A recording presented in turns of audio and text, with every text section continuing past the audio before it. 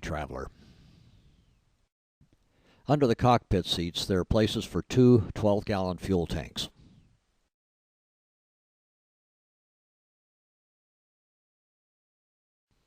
Wheel steering is a lot more natural than a tiller, and it takes up a lot less space in the cockpit.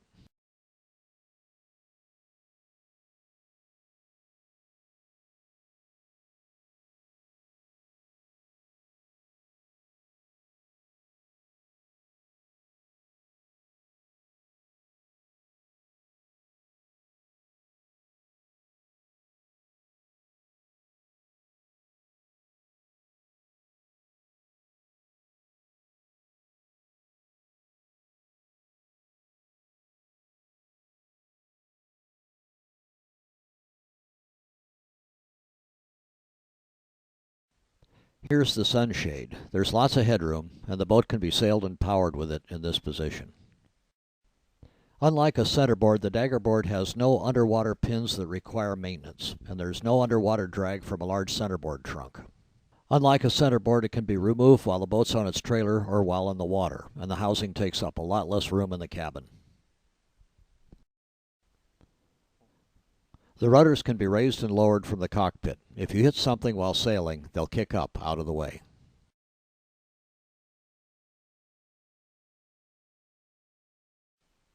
Fixed keels, fixed rudders, and exposed centerboards make this maneuver impossible. The daggerboard retracts fully into the hull. The 26 has a rotating mast, allowing the mast to line up with the airflow across the mainsail. These are found on almost all modern high-performance catamarans. With a fixed mast, there's a lot of turbulence along the forward third of the mainsail. The rotating mast smooths out this flow, providing more forward thrust and a lot less sideways push. It's a major reason why the boat's so fast. The mainsail now becomes so efficient that you can sail without the jib or jeno and still make good speed. It aligns itself to the proper angle without human intervention.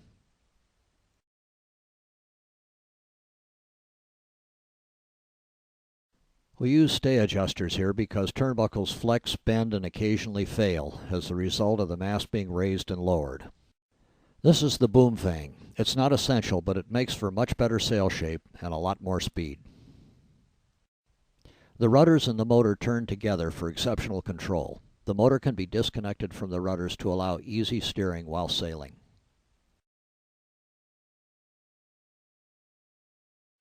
And now for some sailing. The boat's sailing with its Genoa jib in a brisk 20-mile-per-hour wind. This is the Pacific Ocean, just outside Angels Gate, the entrance to Los Angeles' very busy harbor.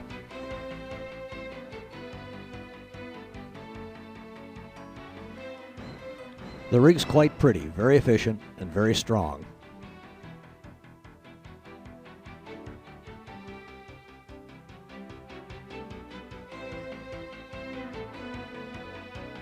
A boat that is fast and that handles well, like this one, is easier to sail and safer.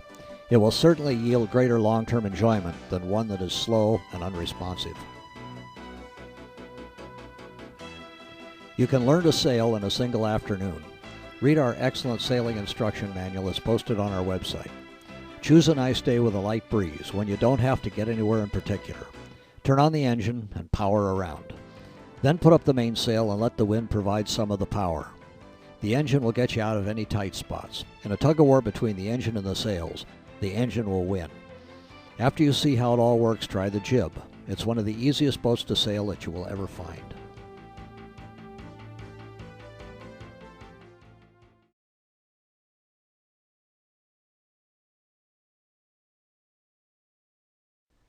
A real test of a sailboat is how well it sails in light wind. Check out the flag. Almost nothing, but the boat keeps moving.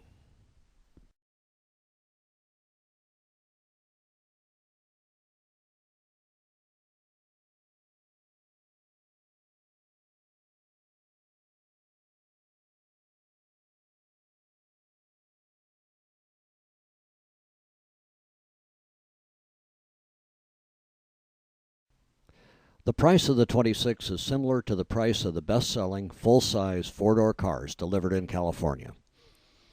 Our prices are way less than those of our competitors.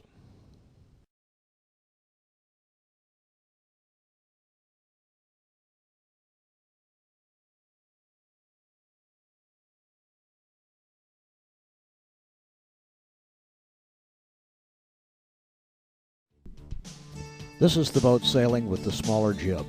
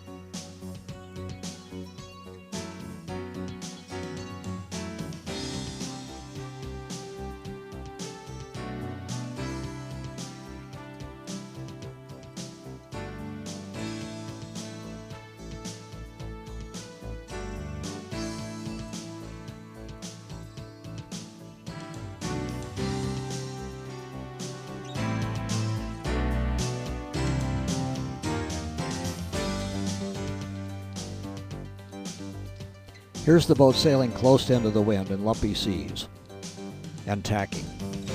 Some boats are difficult to tack and end up dead in the water. It's called getting in irons. Not this one. Even in choppy waters and brisk winds, it comes around fast without losing a lot of speed. This scene shows the boat going through 180 degrees from one course to the other. In really light winds such as this, many boats have trouble doing this. Not so here.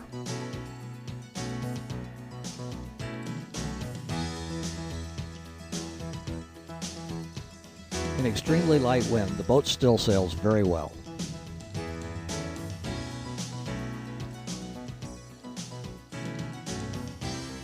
The boat is sailing in the Atlantic Ocean off the coast of Cornwall, England.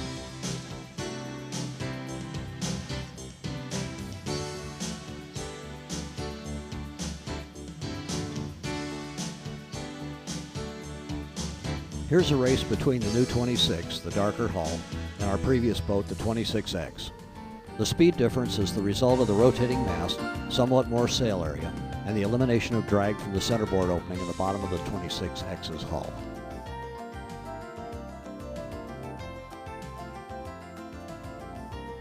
Both boats are fast, but the new one's slightly faster.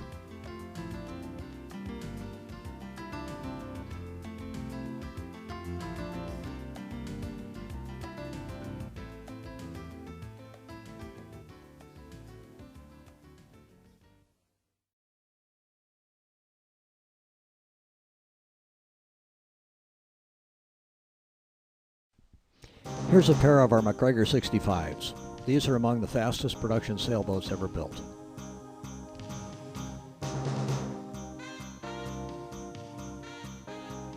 Here's the big race in very, very light air with our MacGregor 70. The outcome was never in doubt. This is an example of blanketing where one boat, the 70, steals the other boat's wind. We handicapped the 70 by removing its giant Genoa jib. Now we have a fair race. Two boats going the same direction always results in a race, and sailboat racing is fun.